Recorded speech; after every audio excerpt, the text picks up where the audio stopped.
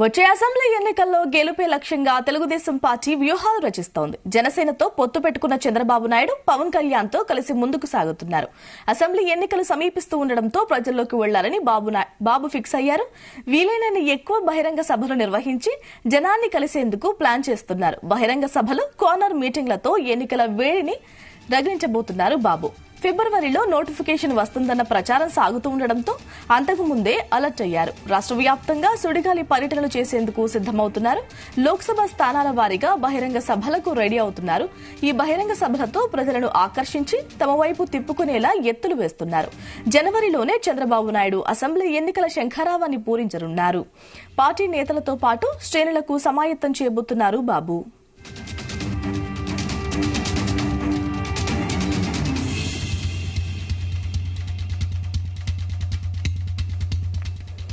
చంద్రబాబు నాయుడు బహిరంగ సభల షెడ్యూల్ విడుదలైంది. జనవరి 5వ తేదీ నుంచి 29వ తేదీ వరకు వరుసగా సభలు ఉండనున్నాయి.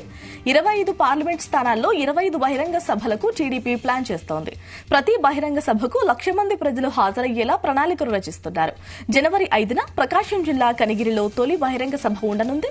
జనవరి 7న ఆచంట, తిరువూరులో, 9న వెంకటగిరి, ఆళ్లగడ్డ బహిరంగ సభలు జరగనున్నాయి. ఇక 10న పెద్దాపురం, టెక్కలిలో జరిగే బహిరంగ సభల్లో చంద్రబాబు పాల్గొంటారు. జనవరి 5వ తేదీ నుంచి ఎన్నికల శంఖారావాన్ని పూరించనుంది టీడీపీ పార్టీ. వచ్చే నెల 25న అన్ని పార్లమెంట్ స్థానాల్లో బహిరంగ సభలు పూర్తయ్యేలా షెడ్యూల్ రూపొందిస్తున్నారు.